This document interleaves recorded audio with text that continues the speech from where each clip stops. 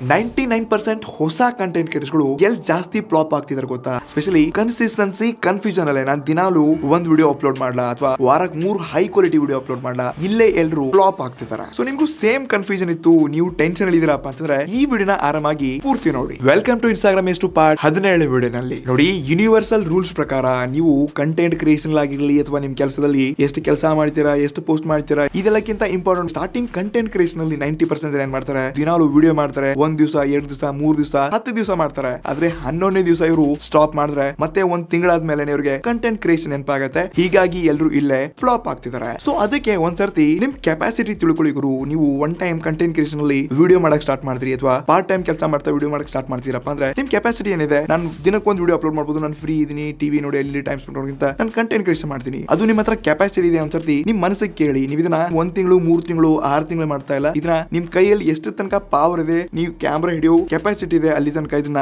ಮಾಡ್ಲೇಬೇಕು. ಸೊ ಇದನ್ನ ತಿಳ್ಕೊಂಡು ಕಂಟೆಂಟ್ ಮಾಡಿ. ಮತ್ತೆ ತುಂಬಾ ಜನ ಕನ್ಸಿಸ್ಟೆನ್ಸಿ ಪವರ್ ಜಾಸ್ತಿ ಇದೆ ಅಂತ ಹೇಳ್ತಾರೆ. ಎಸ್ ಇದು ನಿಜ ಕೂಡ. ಆದ್ರೆ ನಿಮ್ ಹತ್ರ ಪವರ್ ಇದೆಯಲ್ವಾ, ನೀವು ಇದನ್ನ ತಿಳ್ಕೊಳ್ಳಿ. ನಿಮ್ ಹತ್ರ ಆಗ್ತಿಲ್ಲ, ನೀವು ಬೇರೆ ವರ್ಕ್ ಮಾಡ್ತಾ ಪಾರ್ಟ್ ಟೈಮ್ ಕಂಟೆಂಟ್ ಕ್ರಿಯೇಷನ್ ಮಾಡ್ತೀನಪ್ಪ ಅಂದ್ರೆ ನೀವು ವೀಕ್ಲಿ 3 ಹೈ ಕ್ವಾಲಿಟಿ ವಿಡಿಯೋ ಮಾಡಿ. 10 ವಿಡಿಯೋ ಮಾಡೋ ಬದಲಿ 3-4 ಒಳ್ಳೆ ಕ್ವಾಲಿಟಿ ವಿಡಿಯೋ ಮಾಡಿದ್ರೆ ಅದರಿಂದ ಸೇಮ್ ಆಡಿಯನ್ಸ್ ಫಾಲೋವರ್ಸ್ ಸಿಗುತ್ತೆ ಮತ್ತು ಕನ್ಸಿಸ್ಟೆಂಟ್ ಆಗಿ ವಿಡಿಯೋ ಅಪ್ಲೋಡ್ ಮಾಡೋದ್ರಿಂದ ಎಕ್ಸ್ಪೀರಿಯನ್ಸ್ ಜಾಸ್ತಿ ಸಿಗುತ್ತೆ, ನೀವು ಜಾಸ್ತಿ ಎಕ್ಸ್ಪರ್ಟ್ ಆಗ್ತೀರಾ, ಸೇಮ್ ವ್ಯೂಸ್ ಬರುತ್ತೆ. ಸೊ ಅದಕ್ಕೆ ಯೋಚನೆ ಮಾಡಿ ಯಾವ ಕಂಟೆಂಟ್ ಕ್ರಿಯೇಷನ್ ಬೆಟರ್ ಅನ್ಸುತ್ತೆ ಅದನ್ನೇ ಚೂಸ್ ಮಾಡ್ಕೊಂಡು ನಮ್ಮ ಕ್ರಿಯೇಟರ್ಸ್ ಪಾರ್ಟಿ ಚಾಲೆ ಪೇಜ್ ನ ಫಾಲೋ ಮಾಡ್ಕೊಂಡು ಇವತ್ತೇ ಕಂಟೆಂಟ್ ಕ್ರಿಯೇಷನ್ ಸ್ಟಾರ್ಟ್ ಮಾಡಿ.